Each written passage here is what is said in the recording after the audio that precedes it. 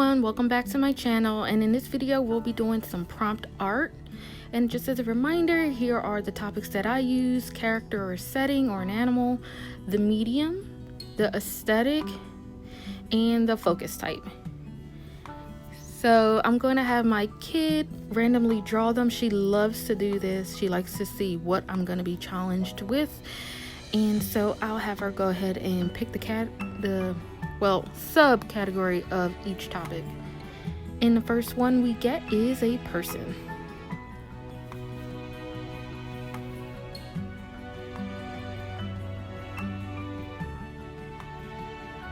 And the medium I would have to use to draw this person, or at least color this person in, is markers.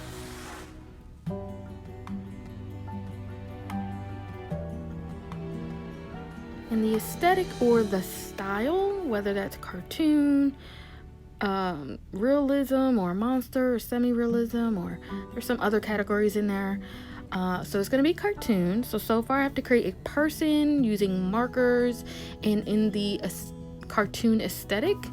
And then for the last one, it's like the focus topic. It gives you an additional keyword to see what you could be focusing on. And I have nature or biological. So these are the 4 topics that she has chosen. And just to remind you that I do have a hashtag on Instagram, so if you like to follow along and create your own version using these prompts, you can go ahead and post your picture there on Instagram using the hashtag craftpromptart. Okay, so my daughter told me that she thought that it wasn't much of a challenge because I use markers and I draw people in the cartoon style anyway. So for a challenge, I thought I'd create a finalized illustration with a lot of elements involved and just a complete piece. And with this piece, I will later on be putting this up on my shop. I'm thinking of just putting this on Redbubble, but because I'm thinking of taking down my Etsy, I'm not really feeling it right now, and I'm not liking how everything is going on there. So I'm thinking of temporarily just removing it and just sticking with Redbubble for now. Plus Redbubble allows you to get a variety of merchandise with the illustration that you love.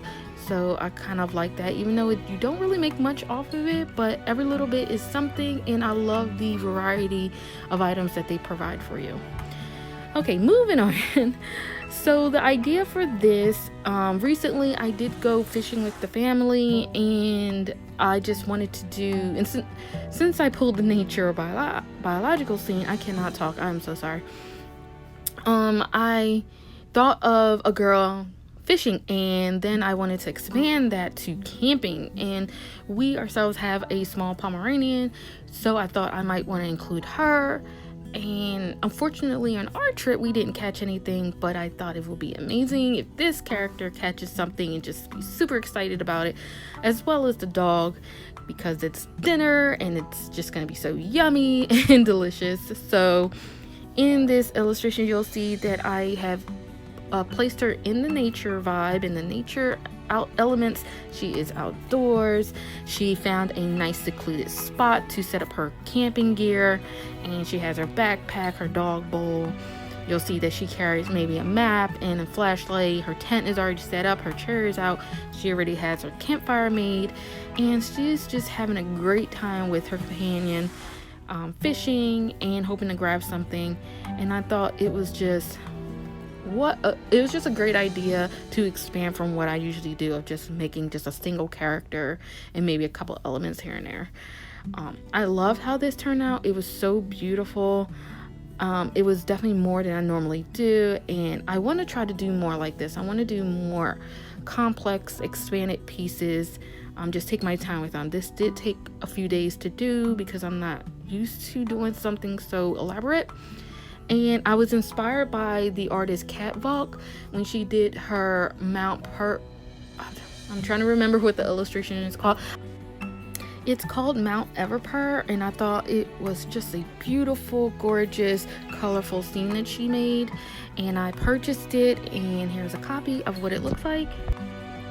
and I was inspired by her sky, and I tried to at least replicate it a little bit. She did a way better job than I have, but I still like the way my sky came out. She is a YouTuber here, so if you haven't heard of her, I'll leave a link down below.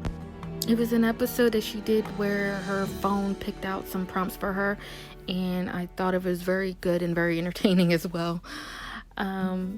So yeah, and so I'm sorry I posted this late. I have not been feeling well. I do suffer from migraines, so I just have not been up for doing anything, even art.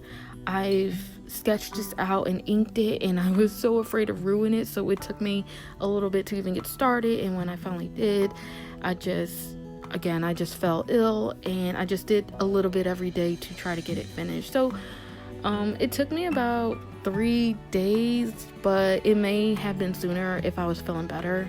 I don't know. I haven't really timed myself with it, but I don't know. I hope you like it. I've enjoyed creating it. I just took my time. I tried to really push the values and the hues in this to ensure that I'm not leaving it flat. Again, this is pretty much a marker challenge, and I like mixed media. I was not allowed to use any of my color pencils, and I just recently purchased some Faber-Castell polychromos, but I was not allowed to put it in here because that's not what the prompt called for, so I had to just do with markers. Not to say that markers doesn't do the job, it definitely does, but I'm just not used to doing art that way, so it felt it took a lot of restraint to not put any pencils in there. I did go back and do a little bit more line work and used a white gel pen to put some highlights in, but I did that very minimally. For the most part, this was colored in all Copic marker. I didn't even use my Ahuhu markers because I've been collecting some Copic Ciao markers, and I have a lot of colors currently, so I didn't even need to use any of that. I usually bring those out for the smaller details because I got the chisel tip and brush nib markers, and I'm used to the really small bullet nibs where I can get in finer details, but I just did the best I could with these. And again, I really love the final result of this. It is one of my, if not my favorite illustration I've done so far. So that's pretty much all I have to say about the piece. Again, if you want to participate, just go ahead and follow that hashtag craftypromptart, and I'll be looking at your artwork, and I'll also shout out you on my next prompt art video. So if you're interested, go ahead and put it there. I'll check you out. I'll leave some comments. If you have any questions, feel free to leave a comment down below about prompt arts and what I do or what it's about, and I'll answer any questions or comments that you may have. And yeah, so one of the things I do want to mention is that I completely forgot to film the river, the lake, that part that you just see all of a sudden is colored in. I thought I zoomed out and I didn't, so I do apologize for that. It is one of my favorite parts because I find it very difficult to color in water and make it actually look like water, and I thought it came out pretty good compared to how I usually color water. I just really liked it a lot.